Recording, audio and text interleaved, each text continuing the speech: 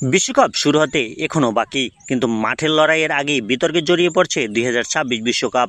গত 48 ঘন্টায় এমন কিছু ঘটনার সামনে এসেছে যা ফুটবল ভক্তদের মধ্যে উদ্বেগ তৈরি করেছে।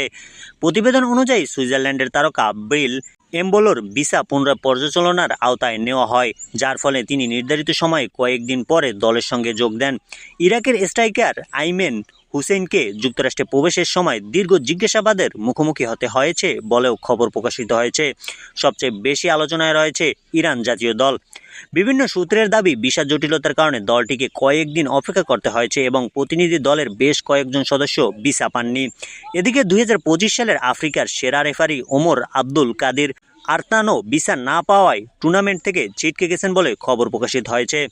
দক্ষিণ আফ্রিকা, সেনেগাল এবং উজবেকিস্তানের দল নিয়ে নানা বিতর্ক সামনে এসেছে। কোথাও দীর্ঘ তল্লাশি, কোথাও ভিসা জটিলতা, আবার কোথাও সমর্থকদের ভ্রমণ অনুমোদন বাতিল হওয়ার অভিযোগ উঠেছে।